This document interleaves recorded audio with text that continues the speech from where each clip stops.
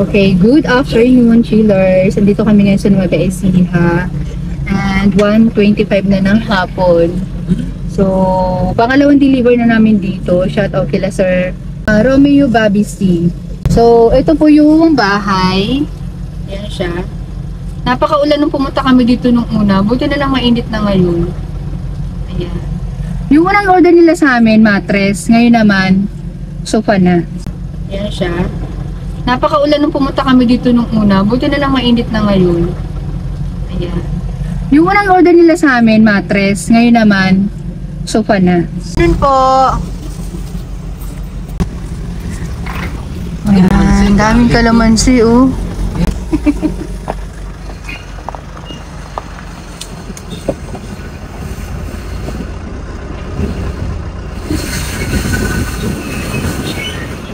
Wag na.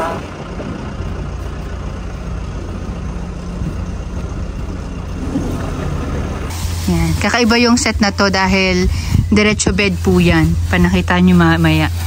Anyway, special ko muna kayo dito. Ayan, napakalawak dito. Ayan o. At ang ganda ng view. So, sa biyahe kanina, sobrang init.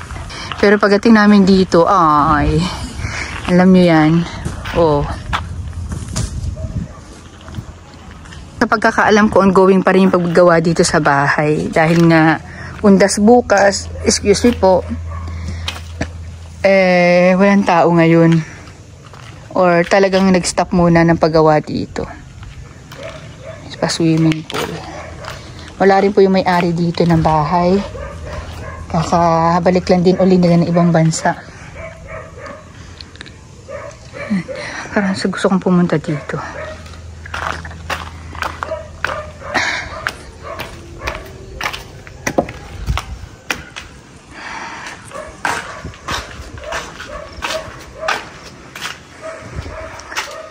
Naka-relax talaga ang green.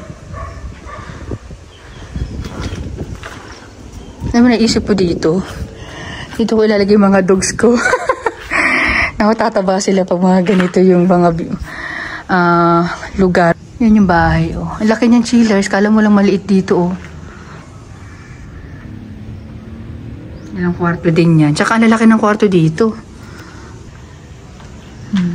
At ang kagandahan dito, probinsya siya, pero paglabas nyo, ang daming convenience store. Alam nyo, hindi siya totally talaga liblib na lugar. Hindi, para ako nasa Tanay. Daming kalamansi. Kung di ang kalamansi, ano yan? Sumpangan natin. Sige daw, hulaan nyo. Ako tingin ko kalamansi o kaya mangga.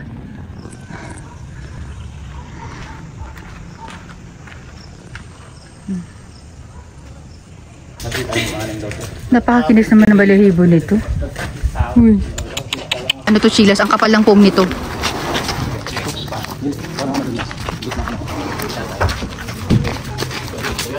At lalagyan din po namin yan ng gulong. Request ng may-ari.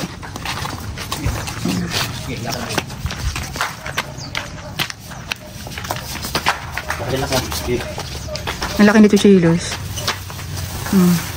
Ang ganda pag ano, laki ng pinto. Kailan ka problema. So, tinan nyo naman yung living room nila, ang laki.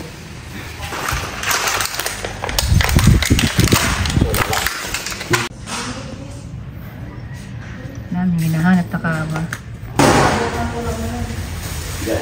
So, yan chiller. So, habang sineset up nila yan dyan, tumawag sa akin si ma'am na napasukat din niya to, itong part na to. Pero kahit hindi na siguro sukatan, ang plano niya dito, 8-seaters po talaga kasya dito. Pero ang gusto niya, yung lamesa lang yung 8-seaters. And then, 6 lang yung upuan. Para nga naman po maluwag. And then, quartz po yung gagamitin namin na top.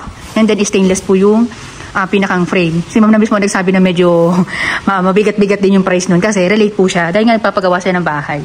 Ayan o. Tapos, yung shades nito ay magiging ganito. Ayan. Magiging ganito siya. Yan. Kaya alam nila kung magkano ang presyuhan ng quartz. Again, sa mga nag-i-inquire po sa amin na medyo binagugulat sa price, yun po talaga ang presyo. Marami po kasing klase ito. May mga synthetic, may mga regular na quartz, mga ganyan-ganyan. Pero kasi kami kinukuha talaga po namin premium. Yan, para talaga po matibay. Ayan. Saka ako nga, takot akong bumiyahin ng ganito na hindi naka-premium. Meron pa nga kami mga supplier dati noon na premium ko noon, hindi naman pala, ganyan. Buti na nga lang, pinapalitan nila. Yun. So, yan ang ilalagay dito. Para nga naman maliwanag dahil naka-brown na yung sahig nila. Ayan.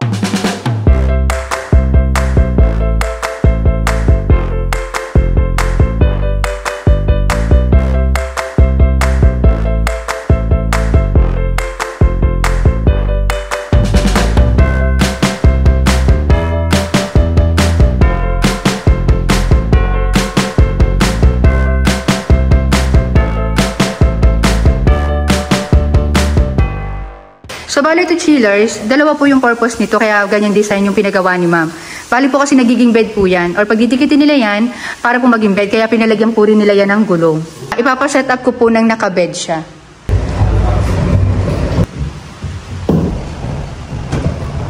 Ayan. So, magiging ganyan po siya. Okay, tingnan natin. Okay. So, pwede siyang maging ganyan. At saka yung kanina ulitin natin.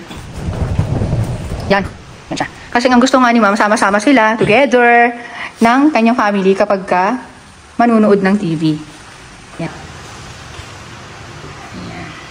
So, yun lang naman chillers, and thank you so much kay ma'am sa 3,000 pesos na binigay niyo po sa amin para naman pang kain. Yun ang sabi ni ma'am. Kaya lang, sobrang laki po nung chillers. So, pag pauwi namin, doon lang kami siguro magle-less. And then, yung magiging sobra po siguro, ay idadagdag na lang uli namin sa pondo para doon sa iniipon nga po nila na nakukuha nila sa tip. So, may additional order pa naman sila ma'am. Baka madagdagan pa yan bago kayo bumalik dito. Yun. Ayun, dun nga pala sa gulong na nakita nyo. Wala po kasing lock yun. So, pagbalik namin, papalitan ko po ng gulong yun. Maghahanap kami ng may lock kasi wala talaga kami nakita kanina. Tinaray lang namin, kaya lang po magalaw eh.